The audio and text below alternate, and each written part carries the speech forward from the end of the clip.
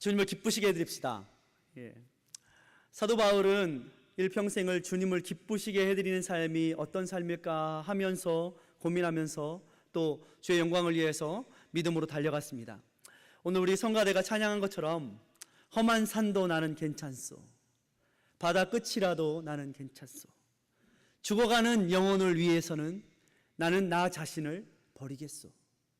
아버지, 나를 받아주십시오. 이런 귀한 고백이 저와 여러분 가운데 있기를 주의 이름으로 축원합니다. 여러분 언제 기쁘십니까? 사도 바울은 주님께 한 영혼이 돌아오는 것을 기뻐하고 주 예수 그리스도 안에서 한 교회가 건강한 교회로 세워지는 것을 기뻐했습니다. 그래서 그는 자신이 로마 감옥에서 감옥에 갇혀 있음에도 불구하고 그는 빌립보 교회에 편지하면서 너희들은 이렇게 나의 기쁨이 충만하게 되기까지 한마음 한뜻이 되어라 라고 권면하고 있습니다. 여러분은 언제 기쁘세요? 주님이 여러분의 기쁨이 되시기를 주의 이름으로 축원합니다. 복음의 사역은 눈물의 사역입니다. 눈물 없이는 할 수 없는 그런 사역이지요. 고난과 어려움이 있습니다. 그런데 주님께서는 그 고난과 어려움의 사역 속 깊은 곳으로 들어가면 겉으로는 풍랑이 일고 어려울지 모르지만 그 깊은 바다로 들어가면 잔잔한 평안이 있음을 말씀하시는 것이죠. 주님은 이러한 기쁨을 우리가 누리기를 원합니다. 겉으로 보기에는 주의 길이 고난의 길이고 어려운 길인 것 같지만 그러나 주님께서 주시는 참다운 기쁨 안으로 들어가면 세상의 고난은, 세상의 어려움은 우리를 침몰시킬 수 없는 것임을 알기에 사도 바울은 감옥 안에서도 빌립보 교인들에게 오늘 편지를 쓰고 있는 것입니다. 일부 예배 때 제가 이 말을 하고서 어떤 분에게 썰렁하니까 얘기하지 말라라고 했지만 또 한 번 하겠습니다. 한번 말씀드렸지만 이 코끼리 서커스단에 코끼리 조련사가 있었습니다. 이 조련사는 코끼리를 참 훈련을 잘 시켜서 조련사의 말을 얼마나 잘 듣는지 발을 들어라 하면 들고 공을 굴려라 하면 구르고 떼구르고 굴러라 하면 그 큰 몸짓에도 불구하고 코끼리는 잘 조련사의 말을 들었습니다. 그런데 조련사가 이것을 자랑하고 싶어서 서커스단에서 사람들 청중들이 가득한 곳에 나와서 내가 코끼리를 얼마나 조련을 잘 시켰는지 이 코끼리가 제 말을 잘 듣습니다. 이 코끼리가 내가 울리고 또 고개를 들면서 껑충껑충 뛰게는 못 해봤지만 그러나 그 외의 것들은 다 할 수 있습니다. 여러분 중에 이 코끼리를 울릴 수 있다면 제가 오늘 금화 한 입을 여러분에게 주겠습니다. 다 이렇게 얘기를 했어요. 자신이 있었던 것이죠. 그랬더니 저 수많은 관객들 중에서 손을 번쩍 한 사람이 들더니 앞으로 뚜벅뚜벅 나오더니 제가 그 코끼리를 울릴 수 있습니다 라고 말을 하는 거예요. 어떻게 울릴까? 조련사는 깜짝 놀랐어요. 잘못하면 금화 한 입이 날아가게 생겼거든요. 걱정 반 해가지고 이 사람을 나오라고 했습니다. 그리고 한번 해보시오 그랬더니 이 사람이 코끼리 귀 속에다 대고 서건서건 한참을 얘기를 하는 것입니다. 그랬더니 놀랍게도 코끼리가 정말로 눈물을 주르르 흘리는 거예요. 어떤 일인가 했더니 무슨 말을 했습니까? 깜짝 놀라서 진짜 금화 한 입이 탁 날아가게 생겼잖아요. 어떤 일인가 했더니 사실은 내가 이민교회 목사인데 제가 이민교회 하면서 고생스러웠던 얘기를 좀 했더니 코끼리가 이렇게 운다고. 이렇게 해서 코끼리를 울리고 금화 한 입을 탁 받아드는 이 사람을 그냥 보낼 수 없지 않습니까? 조련사가 가만 서십시오. 내가 이번에 이 일까지 하면은 금화 5입을 주겠어 라고 하고서 이번에는 코끼리를 나도 못 해봤는데 코끼리를 펄쩍펄쩍 뛰게 하고 고개를 절레절레, 항상 순종적인 코끼리이기 때문에 코끼리가 한 번도 노라고 해본 적이 없는데 이렇게 만들면 내가 이번에는 금화 5개를 주겠어. 이 말을 들은 이 목사님이 다시 돌아서서 이번에도 코끼리 귀 속에다 대고 소곤소곤 얘기를 하더니 코끼리가 이번에는 이 소리를 듣더니 고개를 절레절레 흔들면서 깡총깡총 박쩍박쩍 뛰는 것입니다. 무슨 일인가 했더니 이 목사님이 이렇게 얘기했습니다. 코끼리에게, 너 나랑 같이 이민교회 개척할래? 아니야, 박쩍박쩍 뛴답니다. 그만큼 힘든 사역입니다. 눈물이 나고 정말 펄쩍 뛸 만큼 도전이 되고 힘든 사역이 바로 목회의 현장입니다. 그러나 바울은 누구에게? 그 이방인들에게 주의 복음을 들고 험한 산도, 광야도, 바다도, 죽음도 헤쳐나가면서 주의 복음을 전했던 것이죠. 오늘 이 바울이 고난 중에 이 빌립보 교회에게 어떻게 해야지 나의 기쁨이 되고 나의 기쁨이 충만케 하라 이렇게 말하고 있는 것은 사실 바울이 만족하려고 하는 것이 아니라 주님 앞에 이렇게 순종할 때 하나님을 기쁘시게 해드리는, 주님의 기쁨을 충만케 해드리는 삶을 살 수 있다라고 빌립보 교인들에게 지금 권면하고 있는 것입니다. 그렇다면 사도 바울이 말하고 있는 주님을 기쁘시게 해드리는 그것은 무엇일까요? 제가 여러분과 함께 세 가지를 나누고자 합니다. 첫 번째는 이것입니다. 한 마음을 품으라. 이렇게 주님 말하고 있습니다. 올 한 해 동안 우리 교회도요, 성령이 역사하시는 교회, 첫 번째 표어가 뭔지 아십니까? 성령 안에서 한 마음과 한 뜻으로 모이는 공동체. 한 마음과 한 뜻으로 모이는 공동체. 왜 제가 이렇게 정했을까요? 때가 악할수록, 시대가 갈수록 한 마음과 한 뜻으로 모이는 공동체가 점점 희박해져 가기 때문에, 없어져 가기 때문에 우리가 한 마음과 한 뜻으로 모입시다 라고 여러분과 은혜를 나누고 여러분에게 우리 합시다 라고 말을 하는 것입니다. 한 마음과 한 뜻 되는 것, 여러분 어때요? 한 소리를 듣고 한 이야기를 듣고 한 설교를 들어도 모든 사람들의 마음은 다 각자 다 다른 마음이에요. 한 마음이 된다는 것이 그만큼 힘들고 어려운 것입니다. 그러나 성경에서 말하는 이 한 마음을 품으라 라는 것은 우리에게 주신 그 다양성을 버리고 획일화하라 라는 뜻이 아니라 한 비전을 가지고 한 방향으로, 주님께서 주신 그 비전을 가지고 여러분에게 주신 그 달란트를 가지고 열심히 일하라 라고 말씀하시는 것이죠. 저는 미국에 와서 참 많은 것들을 경험하는 것 중에 좋은 것 하나가 아이들이 학교에서 오케스트라 연주를 하지 않습니까? 그래서 학교에 가서 오케스트라 연주를 종종 듣게 되는 거예요. 굉장히 처음에 저는 기대를 많이 하고 갔는데 뭐 2곡 아니면 3곡 하더라고요. 그래가지고 끝이야? 이러고 들어왔는데 익숙해지니까 아 그렇구나 하면서 아이들이 처음에는 바이올린, 첼로 이런 거 처음에는 소리도 안 나는 거 낑낑깽깽 이렇게 소리 내다가 조금씩 어떻게 해요? 발전해 가고 또 잘해가는 것을 보면서 아 신앙생활도 이와 비슷하구나 하는 생각을 종종 하게 됩니다. 실수도 많습니다. 거칠지요. 뭐 이거 되겠어? 뭐 이게 튠 하라고 그러면은 낑낑깽깽 뭐 소리 내지 않습니까? 별로 잘하지 못해요. 그런데 잘하던 못한다고 너 집에 가 이렇게 안 합니다. 교회도 마찬가지예요. 좀 부족하지만 연약하지만 너 집에 가 하지 마 이렇게 하지 않는 거예요. 뭐 프로페셔널 오케스트라 이런 사람들은 모르겠지만 기본적으로 배우겠다 하는 성도들에게는 집에 가라 하지 않습니다.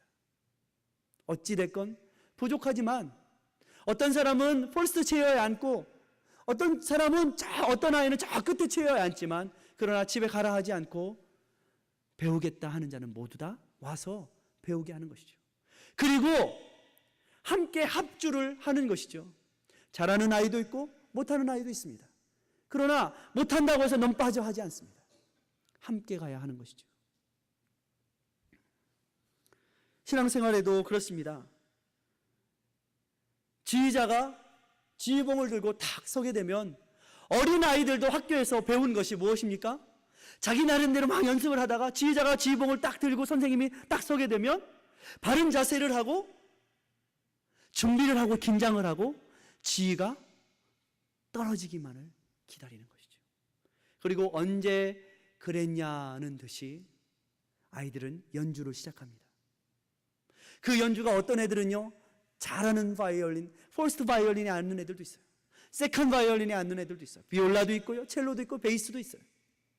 다 소리가 달라요. 어떤 애들은 같은 바이올린을 하는데도요, 어떤 애는 낑낑 하는데 어떤 애는 낑낑낑낑 이렇게 소리를 내는 아이들도 있어요. 다 다르죠. 그런데 그 아이들이 모여서 하나의 음악을 만들어냅니다. 서툴지만 이것입니다. 주님께서는 잘하는 사람만 오라 하시지 않습니다. 부족하지만, 연약하지만 선생님의 말씀에 듣고 순종해서 따라가서 내가 한 마음으로 한 곡을 연주해 보겠다라고 도전하는 사람은 누구나 와서 연주하라라는 것입니다. 우리나라 사람들은요, 참 지방색이 많습니다. 여러분, 우리 한번 충청도가 고향이신 분 한번 손 들어보세요. 충청도. 전라도가 고향이신 분 손 들어보세요. 경상도, 강원도, 이렇게 다양합니다. 혹시 이북도 계실 수 있어요. 이북도 계세요. 이북도 계세요. 여러분, 이렇게 우리가 모였습니다. 우리의 구성원이 그래요. 또 못 빠졌죠? 서울. 서울, 경기도, 인천. 경기도, 인천도 있습니다. 우리나라 조선 정조 때 규장각의 학자인 윤행임이라는 사람이 그렇게 팔도의 사람들의 성격이 다 각양각색이다. 우리나라 큰 나라예요, 조그만 나라예요? 조그만 나라예요, 조그만 나라. 예? 예? 조그만 나라인데도요, 얼마나 다양한지 이 윤행임이라는 학자가 이 사자성어로 이 여러 사람들, 여러 지방의 사람들을 표현을 했어요. 예. 이중투구, 진흙 속에 개가 이 사냥을 하는 것처럼 강인한 의지와 체력을 가지고 싸우는 함경도 사람 이중투구, 이렇게 표현했어요. 함경도 사람들은 이중투구라고 그랬어요. 맹호출림, 숲속에서 호랑이가 나오는 것처럼 용맹한 사람들인 평안도 사람들이 그러하다 그래서 맹호출림이라고 표현을 했어요. 경기도 사람은요, 경중미인이라고 해서 거울 앞에 선 미인격으로 이지적이고 명예를 존중한다. 경기도 사람, 서울 사람들이 그렇대요. 서울 사람들이. 강원도 사람은요, 조선시대다 보니까 이제 불교 색채가 많지 않습니까? 그래서 바위 아래에 앉아 있는 불상격으로 누가 알아주든지 말든지 자기 할 일을 해 나간다. 그래서 암하노불 이렇게 표현을 했어요. 정말로 그랬더래요?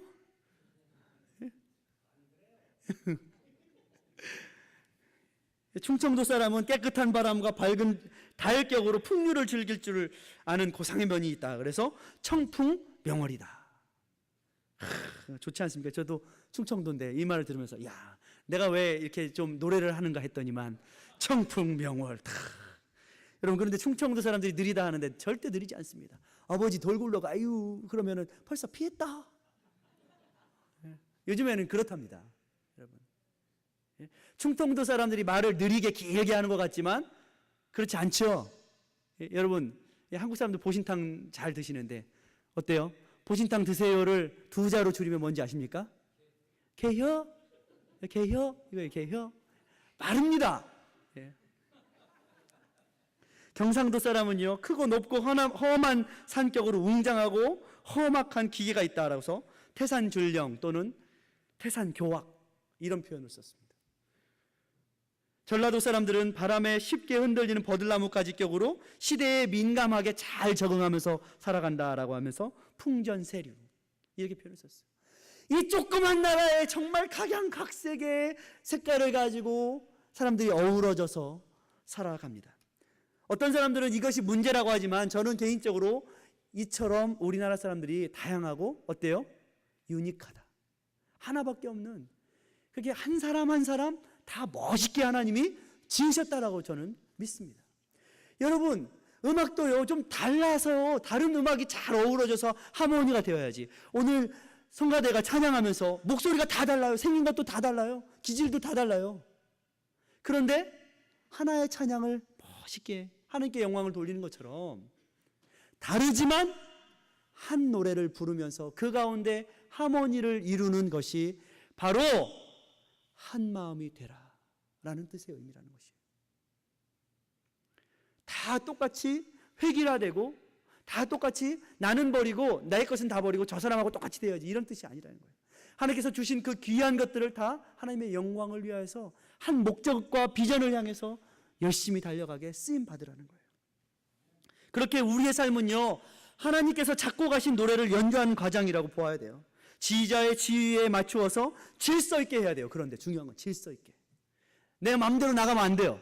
지휘자가 자기 박자가 있죠. 박자 감각이 없는 분이 계세요. 그럼 중간에 꼭 어때요? 나오지 말아야 돼요. 나와, 자기가 나와. 힘들어지는 거예요. 여러분, 지휘는 누가 하는 거예요? 지휘자가 하는 거예요. 그런데 폴스 바이올린 하던 사람이, 잘하던 사람이 벌떡 일어나가지고 야, 너희들 똑바로 못해? 이러면 분위기가 어떻게 돼요? 싸이 험악해지는 거예요. 지적과 고침은 누가 해야 돼요? 지휘자가 하는 거예요. 지휘자가. 그런데 지휘자가 아니라 내가 좀 잘한다고 해서 벌떡 일어나가지고 야, 너희들 나처럼 못해? 이렇게 하면 안 되는 거예요. 이 질서가 없는 거예요. 오직 우리는 한 오케스트라 안에서 하나의 노래를 정말 멋있게 연주해야 되는 운명 공동체입니다. 공동체. 여러분, 한 사람이 연주를, 진짜 연주를 시작해요. 진짜 연주를 시작하면 한 사람이 중간에 틀렸어요. 누구 책임이에요? 지휘자 책임이에요. 맞아요. 그 사람 책임이 아닌 거예요. 지휘자 책임인 거예요. 모든 책임은 지휘자에 있는 거예요. 최선을 다하되, 우리가 최선을 다하되 실수할 수 있어요. 그러나 모든 책임은 다 지휘자가 있는 거예요. 그러나 지휘자만 책임이 있습니까? 아니에요. 진짜 그것이 한 오케스트라이고 한 공동체라면 함께 책임을 지는 거예요. 함께. 우리가 이렇게 부족하구나. 우리가 연습을 더 해야 되겠어. 이렇게 책임을 지는 사람. 여러분, 우리는요 다 상처받기 쉽습니다. 우리는요 다 연약합니다. 우리는 퍼펙트하지 않아요. 그래서 때로는요 어때요? 누가 뭐라고 그러면 상처 받아야 안 받아요? 겉으로는 안 받는 척하지만 괜찮아 이런 척하지만 다 상처 받아요. 속으로는요. 그래서 어떤 사람이 이렇게 얘기를 했어요. 어떤 사람이 꽃을 잘 가꾸는 그런 사람인데 꽃을 이렇게 보다 보니까 모든 생화, 꽃대는요 아무리 예쁜 꽃, 아무리 좋은 꽃, 퍼펙트한 꽃이라도 그 안에는요 꼭 상처가 있더래요. 모든 식물에는. 그러면서 이런 표현을 썼습니다. 살아있는 것에는 꼭 상처가 있습니다. 그런데 인공으로 만들어 놓은 것에는요 상처가 없대요. 인공. 그런데 인공이 아름다워요? 생화가 아름다워요? 조화보다는 생화가 아름답죠. 조화보다는 생화가 향기가 있죠. 상처가 있지만 그렇습니다. 우리 안에 때로는 상처가 있지만 그 상처 때문에 그 상처를 이기고 하나님 앞에 헌신하고 향기를 내는 그것이 진정한 인생의 아름다움입니다. 여러분, 조선시대에 막 쓰이던 막사발이 있습니다. 조선시대에 어느 주막에 가더라도 막 쓰이던 그것을 막사발이라고 그랬어요. 근데 놀랍게도 임진왜란 이후에 이 조선시대의 막사발이 일본으로 건너가서 일본 사람들이 쓰이는 찻잔이 되었어요. 많은 이 도예가들을 이 그릇 긋는 사람들 잡아갔잖아요. 임진왜란 때. 그래서 그것을 그 조선시대의 막사발이 일본의 찻잔이 되었는데 그것을 기자에몽이라고 일본 사람들은 부릅니다. 이 미술학 박사이고 이 작가인 김용선 교수라는 사람이 이 도자기, 이 조선시대의 막사발을 평가를 하면서 이런 말을 했어요. 도자기는, 이 막사발은 불의 눈물이라며 하나의 그릇이 완성되기 위해서는 쏟아내는 장인의 땀과 눈물 외에도 흙이 가마 속에 뜨거운 불, 이 사람이 불을 말하기를 불은 5가지 색깔이 있대요. 5가지 색깔. 불이 무슨 색깔일까요? 빨간색이 있는가 하면 불 안에는 청색이 있습니다. 주황색이 있고요, 노란색이 있고요, 하얀색이 있답니다. 불도 이렇게 색깔이 가지가지래요. 그런데 이 다양한 불에 의해서 이 도자기가, 사발이 구워지는데 이 조선시대의 막사발을 보면서 사람들이 보기에는 이 막사발을 가지고 강아지들한테 밥을 줬는지 개밥그릇으로 쓰였는지 주막에서 술잔으로 쓰여졌는지 모르겠지만, 나는 이러한 막사발 같은 이 조선시대의 막사발처럼 이 어느 도공이 이런 그릇 평생에 하나라도 구워봤으면 좋겠다. 예술 작품이라는 거예요. 겉으로 보기에는 막사발처럼 쓰여지는 것 같지만 얼마나 그 막사발 하나에 고귀한 예술의 혼이 담겨 있는지, 나는 내 평생에 이런 막사발 하나만이라도 만들어면 여한이 없겠다라고 도공들이 얘기를 한다는 거예요. 우리 인생도 그렇습니다. 하나님께서 우리를 뭘로 연단하세요? 고난과 훈련에 불가마에 넣으시고 우리를 연단하시죠. 때로는 상처받고 때로는 어렵지만 그것을 통해서 하나님은 우리를 어떻게 하세요?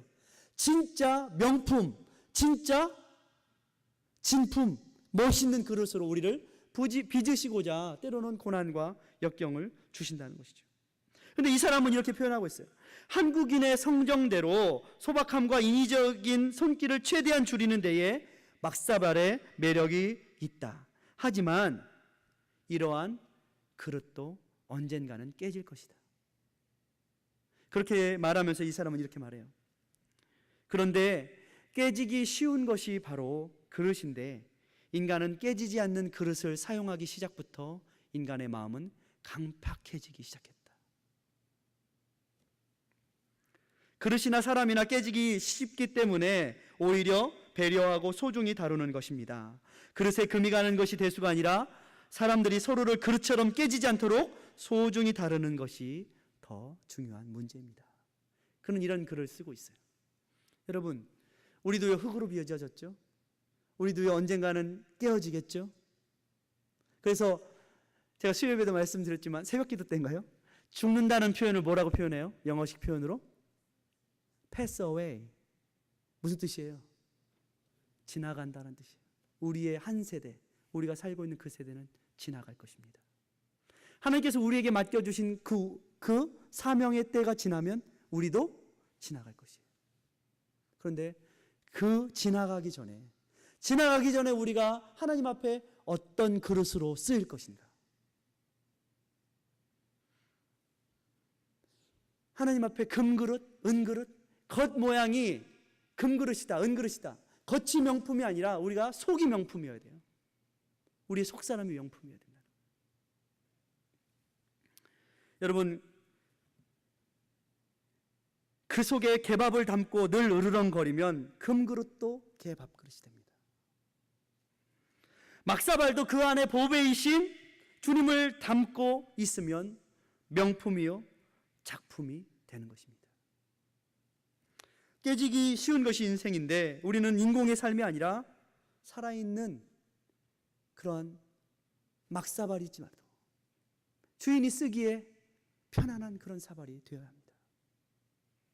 그럴 때 주님께서 기뻐하실 것입니다.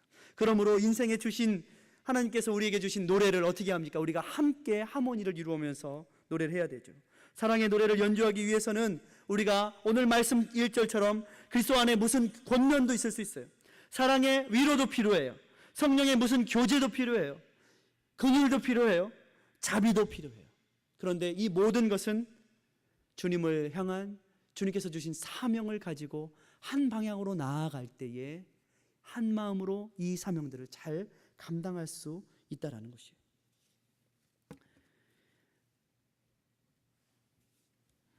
여러분, 그러므로 두 번째로 우리는 어떻게 합니까? 이러한 일들에 낮게 여기십시오. 따라서 해보십시오. 낮게 여기라. 그런데요, 미국에 살다 보면요, 한글이 짧아져요. 그러다 보니까 낮게 여기라와 낮게 여기라를 헷갈려 해요. 낮게 여기라가 뭐예요? 성경에 나오는 것은 받침이 뭐예요?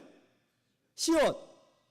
그런데요, 미국에 살다 보면은 이 한글이 짧아져가지고 낮게 여기라를 자꾸 지읒으로 써가지고 나보다 남을 낮게 여겨라 이걸로 자꾸 착각을 한다는 거예요. 예? 착각을 해요. 자꾸 한글이 짧아져가지고. 성경은 뭐예요? 나보다 남을 귀하게 여겨라, 더 귀한 존재 여겨라. 그게 낮게 여겨라는 뜻이에요. 여러분, 싸움이 어디서 나요? 내가 옳다, 내가 잘났다 할 때 싸움 나요. 내가 다 해야 돼, 이럴 때 문제가 되는 거예요. 여러분, 합창을 하는데 여러분 어때요? 솔로인 사람이 그 파트를 솔로 할 때는 어때요? 최선을 다해서 솔로를 해야 돼요. 그런데 솔로가 아닌데 모든 합창일 때 어때요? 솔로처럼 하면 어떻게 돼요? 좋죠.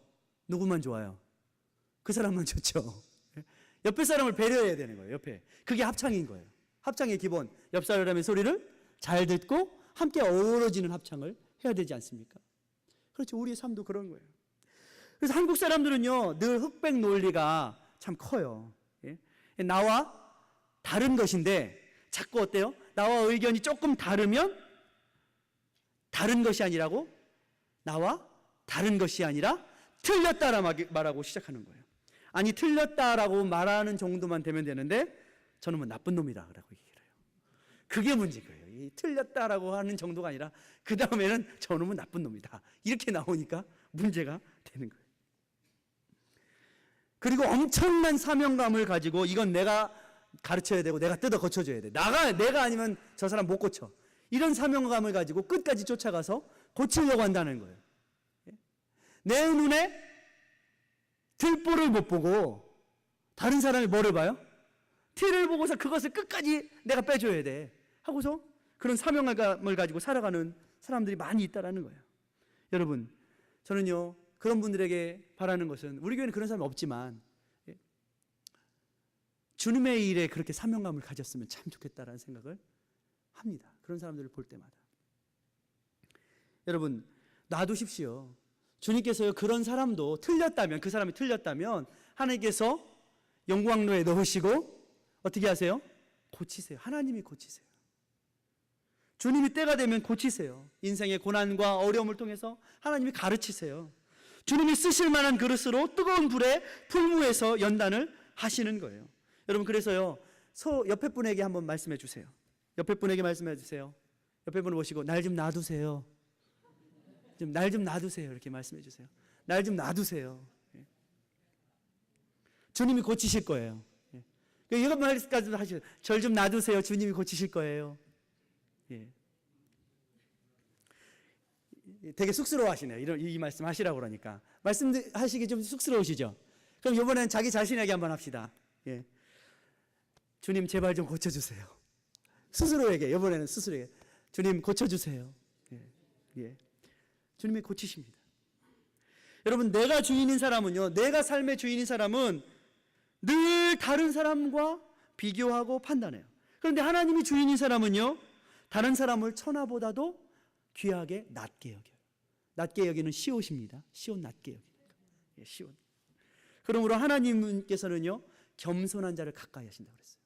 그리고 잠언에는요 이러한 삶에 대하여서 솔로몬이 깨달았어요. 그리고 이러한 표현을 하고 있어요. 잠언 27장 21절의 말씀에 이렇게 말하고 있어요. 동안이로 은을, 풀무로 금을, 칭찬으로 사람을 실현하시느니라. 도가니로 은과 풀무로 금을 실현하는데 사람은 뭘로요? 칭찬으로 실현한다. 뭐예요? 그러면 사람은 언제 변한다고요? 칭찬할 때. 사람은 지적할 때 변하는 것이 아니라 사람은 칭찬할 때 변한다는 거예요. 칭찬할 때 불순물이 제거되어진다는 거예요. 그래서 여러분 안에 늘 칭찬하시기를 주의 이름으로 축원합니다. 여러분 남편에게도 잘 칭찬해 주십시오. 여러분 아내에게도 잘 칭찬해 주세요. 칭찬해야 변해요. 칭찬해야지. 꼬집으면요 어때요? 이게 꼬집으면요 저거 보자. 그러다 나중에 어때요? 또 꼬집음을 당하는 거예요. 마지막 세 번째는 이것입니다. 돌아보아라 이런 것입니다. 돌아보십시오, 여러분. 우리도요 우리 교회의 표어가 뭐예요? 돌아보는 거예요. 돌아보는 것. 돌아보고 섬기는 삶. 뭐예요? 나눔과 섬김으로 하나님의 영광을 나타내는 공동체. 나눔과 섬기려면 어떻게 해야 돼요? 자기만 바라보고 있으면 안 돼요. 남을 볼 줄 알아야죠. 남을 볼 줄. 주님이 그 마음의 주인된 사람은요 늘 평안이 있습니다. 그리고 평안이 있는 사람은요 돌아볼 수 있어요. 엠마오 마을로 내려가던 두 제자가 어떻게 했어요? 예수님이 옆에 동행하고 계신데도 예수님 알아봤어요? 못 알아봤어요? 예수님은 항상 우리와 함께 하시고, 예수님은 우리가 고난을 당하든 어려움을 당하든 항상 우리 옆에 늘 함께 계시는데 제자들은요 마음에 평안이 없으니까 돌아보지 못했어요.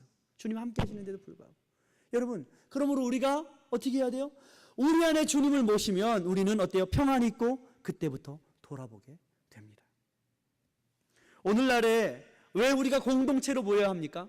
왜 여러분이 교회에 나오셔야 되죠? 돌아보기 위해서, 서로 한 마음이 되기 위해서, 모이기에 힘쓰기 위해서 우리는 항상 어떻게 해야 돼요? 공동체로 모여야 합니다. 한국은요 싱글하우스, 여러분 싱글하우스 들어보셨습니까? 싱글하우스는 멀찌감치 집 한 채만 뚝 떨어져 있는 걸 싱글하우스라고 하지 않습니다. 싱글하우스는 집에 혼자 한 사람만 살고 있는 사람을 싱글하우스라고 해요. 오늘날 한국 사회에 서울에 사는 인구가 1000만이 넘는데 서울 사는 인구의 33%가 싱글하우스라고 합니다. 통계가. 왠지 아십니까? 사람들이요 혼자 있는 것을요 별로 대수롭게 여기지 않아요. 왜?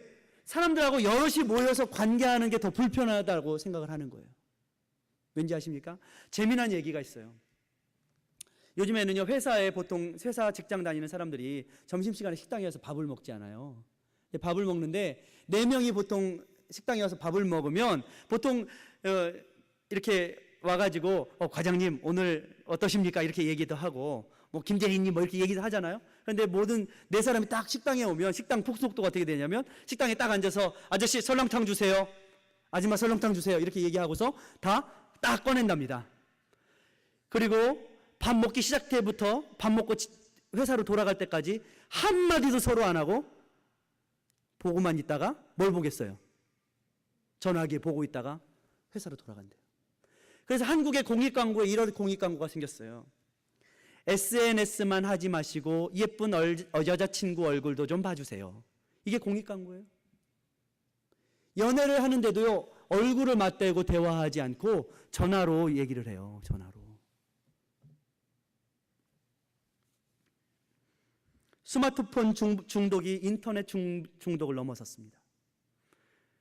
한국 남한 인구 5,600만 명 중에 3천만 명 이상이 스마트폰을 쓰고 있다고 합니다. 그러면서 사람들은요 이제 사람과 사람이 대화하는 것보다는 기계 안에서 기계와 대화하려고 한다는 거예요. 그러면서 점점 중독이 되어갑니다. 중독이 되어간다는 것은 무엇이냐면 그 사람들의 마음이 공허해진다는 반증이기도 하죠. 우리나라 성인 인구 1인당 1년에 97병의 소주를 마셨다고 합니다. 왜일까요? 속이 얼마나 터졌으면 마셨겠어요? 속이 얼마나 쓰렸으면 마시겠어요? 얼마나 속이 터지고 답답했으면 세계 소주 소비 1등 34억 병인가를 마셨더라고요. 이해가 가요. 얼마나 속이 터지고 말이 안 통하고 답답했으면 마셨을까 하는 생각이 들면서도 이 세대의 사람들이 그렇게 대화하고 그렇게 관계하기 원하면서도 관계하지 못하는 이 소통이 되지 않는 이 사회 속에서 사람들은 살아가고 있다는 거예요. 그래서 사람들은 공동체로 모이기보다는 혼자 각자 떨어져서 원룸에 혼자 살다가 어느 날 이런 뉴스들을 봅니다. 어떤 사람 원룸에 혼자 살다가 고독해서 죽었다. 그리고 며칠 만에 발견되었다. 이런 뉴스들이 사회에 종종 발견되는 것이죠. 히브리서 기자는 그래서 이렇게 말합니다. 서로 돌아보아 사랑과 선행을 격려하고 모이기를 패하는 어쩐 자들의 습관과 같이 하지 말고 오직 그날이 권하여 그날이 가까울수록 더욱 그리하라. 그날이 가까울수록 사람들은 모이기를 좋아해요? 안 좋아해요? 싫어한다는 거예요. 혼자 있고 싶어 한다는 거예요. 마지막 때가 될수록 사람들은 혼자 떨어져서 혼자 살기를 원하지만 실제로는 그들은 더욱더 고독해 하고 있다는 거예요. 그래서 어떻게 해야 돼요? 우리가 돌아보아야 된다는 거예요. 사랑과 선행을 격려해야 된다는 거예요. 자기만 돌아볼 뿐만이 아니라 남도 고개를 돌려 돌아보라는 거예요. 여러분, 사람과의 관계 속에 히브리 철학자 말틴 부버는 인간관계를 나와 너와의 관계라고 표현을 했습니다. 독일 말로 이히 운투 두라고 했어요. 그런데 이히 운투 두, 나와 너는 인격적인 관계. 그런데 나와 너와의 관계가 되지 않고 미래가 될수록, 그리고 사회가 타락해 갈수록 이시 운투 두의 관계가 아니라 나와 너와의 관계가 아니라 나와 그것의 관계가 될 것이다 라고 말하고 있어요. 뭐예요? 나 외에는 다 그것이라는 거예요. 물건들이라는 거예요. 물건. 모든 사람들도 다 나를 위해 물건처럼 존재한다. 각박해진 사회일수록 그렇게 된다는 거예요. 항상 계산이 깔린 일시적인 관계, 관계가 가져올 이 손익과 계산에서 맺어지기도 하고 끊어지기도 하는 그런 관계. 그래서 사람들은요, 진짜 관계하기를 두려워합니다. 점점 관계를 두려워하는 사회가 될 것이라는 거예요. 예수 믿으면서도 이럴 수도 있어요. 나이가 복준되니까, 내가 형통하게 된다니까 예수 믿는 거. 이게 아니라는 거예요. 주님은 그것들은 더불어 따라오는 것. 그러나 먼저는 뭐라고요? 하나님의 나라와 의를 구하는 것. 그리고 하나님과 교제하는 것. 부모와 자녀가 대화하고 교제하는 것처럼 그 관계로 회복될 때 이 모든 것들은 따라오게 될 것이다 라고 말씀하고 있는 것입니다. 여러분, 막 약삭 빠른 것이 잘 사는 비결이라고 이 세대는 믿고 있습니다. 그러나 진짜 잘 사는 것은 약삭 빠른 계산의 관계가 아니라 주님 앞에 순수한 관계로 서로를 관계하고, 때로는 우리가 사람을 만나다 보면 어때요? 손해보는 일이 있습니까? 없습니까? 있어요. 그리고 또 사람을 만나다 보면 손해볼 것 같은 생각이 드는 만남도 있어요? 없어요? 있어요. 상처받을 것 같은 관계도 있어요. 그런데 그럼에도 불구하고 주님은 어떻게 하라고요? 끝까지 사랑하라. 끝까지 인내하라. 끝까지 용납해라. 왜요? 주님께서 우리한테 그렇게 하셨거든요. 여러분, 자녀들 키우실 때 계산하고 자녀 키우십니까? 아니죠. 우리 아이가 나를 속삭여요. 그래서 정말 어린 아이들 키우는 엄마들이 무슨 얘기를 해요? 5살은 무슨 5살? 때리고 죽이고 미칠 것 같은 5살. 그리고 7살이 되면은 죽이고 싶은 7살. 뭐 이런 말을 한단 말이에요. 얼마나 말을 안 들면. 그런데도 불구하고 부모는 포기하지 않아요. 그리고요, 가장 기쁨이 충만할 때가 언제예요? 밉다가도 그 아이들이 참 소곤소곤 자고 있으면 보기만 해도 피곤이 싹 풀리고, 보기만 해도 기쁜 것처럼 우리 주님께서 우리를 그런 눈으로 보셨다는 거예요. 그러므로 너희도 이와 같이 어떻게 하라고요? 서로 돌아보고 한 마음이 되고 서로 나누고 사랑하고. 때로는 너희 관계 속에 때로는 상처도 받고 때로는 손해보겠죠. 예? 저도요, 때로는 저는 성격이 그래요. 저는 성격이, 제 성격이 노라고를 잘 못하는 성격인 것 같아요. 제가 때로는 아니요, 안 되겠는데요, 이렇게 말해야 되는데 저는 그런 말을 잘 못하는 성격이에요. 그래서 때로는 어때요? 힘들어지고 손해볼 때도 많이 있어요. 그런데도 불구하고 또 그거를 못 고쳐요. 여러분, 저도 좀 놔두세요. 놔두세요. 하나님이 고치실 거예요. 놔두세요. 하나님이 고치십니다. 그러면서 또 배워요. 여러 가지 관계를 통해서 내가 때로는 목사로서 또는 지휘자로서 때로는 요거는 안 됩니다 라고 말할 필요가 있는 거예요. 이렇게 배워갑니다. 그러나 그 관계 속에서 저는 늘 생각을 합니다. 내가 이렇게 말하지 말아야지 하면서도 하나님께서 다 이유가 있을 거야. 저분이 저렇게 하는 것도 다 이유가 있을 거예요. 저분이 저런 모습인 것도 다 이유가 있을 거예요. 그리고 때가 되면 깨닫게 해주실 거예요. 그렇습니다. 그는 이렇게 말을 합니다. 나와 너 사이에 진정한 관계가 이루어지면 하나님께서는 그 관계 속에 전류를 흐르게 하신다. 이렇게 마지막을 끝맺음하고 있어요. 무엇이냐면 진짜 관계가 이렇게 생기면요, 여러분, 옛날에 연애하실 때 전기가 통했어요, 안 통했어요? 맹숭맹숭 하셨, 연애는 맹숭맹숭 하신 거야? 여러분, 진짜 이게 눈이 딱 맞으면 손을 쫙 잡으면 어때요? 전기가 찌르륵 흐르잖아요. 그렇게 진정한 관계가 생기면 하나님께서는 그 관계 속에 전류가 흐르게 하신다.